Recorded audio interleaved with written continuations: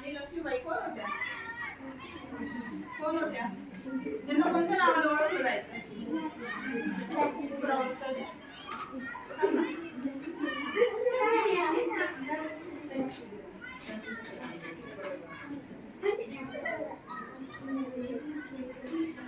आणि इसवी सन पूर्व काळात ब्रिटिश पोर्तुगीज आपल्यावर कसे राज्य करायचे? ब्रिटिश काळात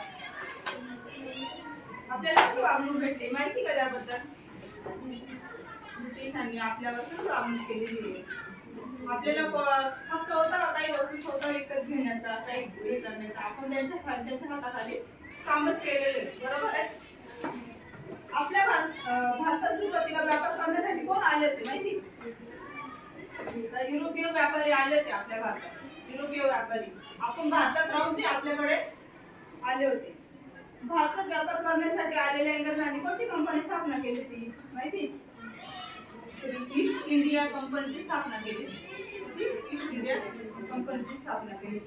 तसंच आज आपण ब्रिटिश सत्तेचे परिणाम हा पाठ अभ्यासणार आहोत. कोणता पाठ अभ्यासणार आहोत? ब्रिटिश सत्तेचे परिणाम.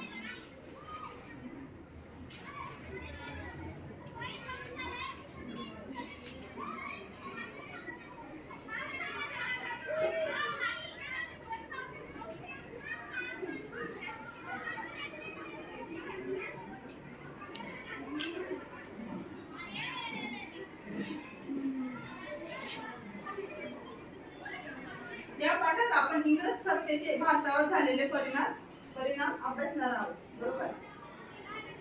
ब्रिटिश ईस्ट इंडिया कंपनीची स्थापना.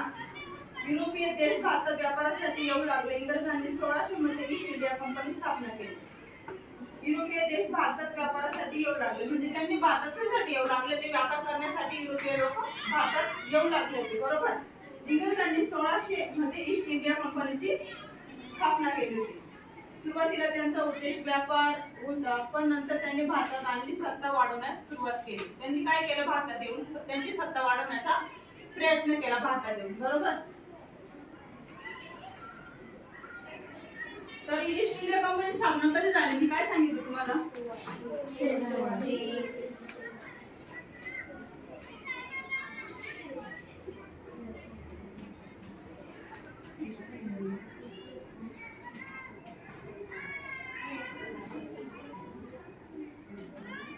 वहीमध्ये सर्वांनी लिहून घ्यायचं म्हणजे लक्षात राहील तुमच्या.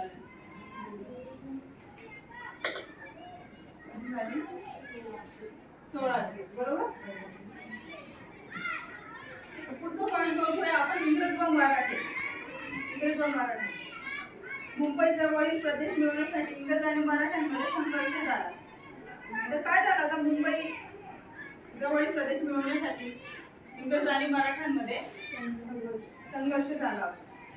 1975 ते 1818 या काळात 3 इंग्रज मराठा युद्ध झाले. अखेरीस इंग्रजांचा विजय झाला आणि मराठा साम्राज्याचा अंत झाला. तर या युद्धामध्ये काय झालं होतं? इंग्रज आणि मराठा युद्धामध्ये अखेरीस इंग्रजांचा विरोध झाला. अखेरीस इंग्रजांचा विजय झाला, बरोबर? कळतंय तुम्हाला माझं शिकवलेलं? हो. ते कळलं. इंग्रज व मराठे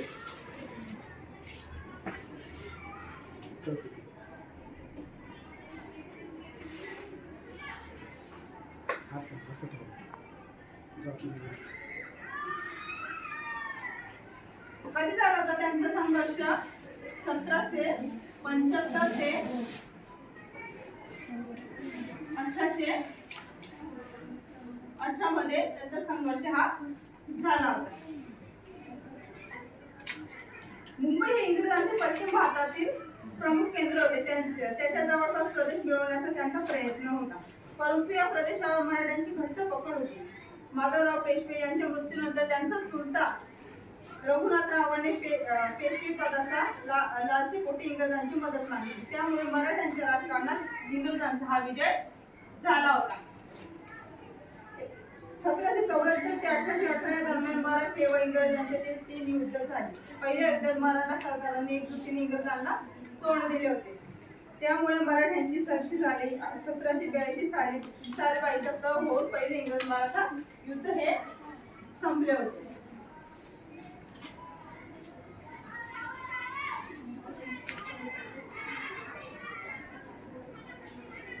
तैनाती फौज म्हणतात. तुम्हाला काही माहिती का काय असायची तैनाती फौज?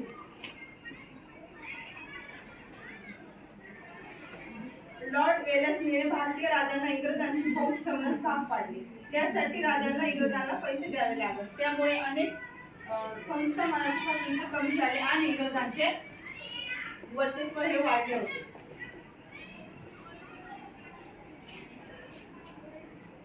तैनाती फौज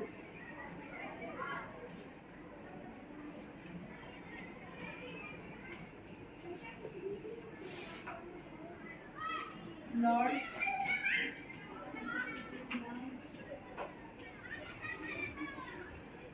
वेलसली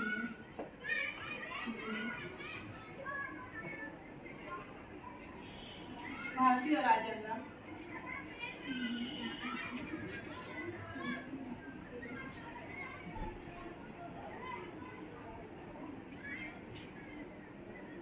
राजांना इंग्रजांची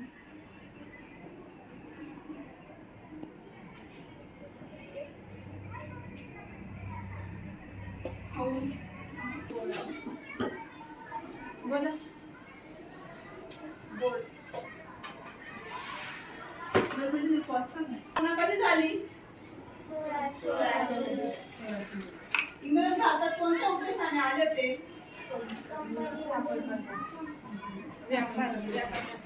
इंग्रज मराठा युद्ध किती झाले? 3 युद्ध झाले. बरोबर. अगदी छान. ईस्ट इंडिया कंपनीची स्थापना मध्ये झाली. साताराचे छत्रपती टिंबटिंब होते.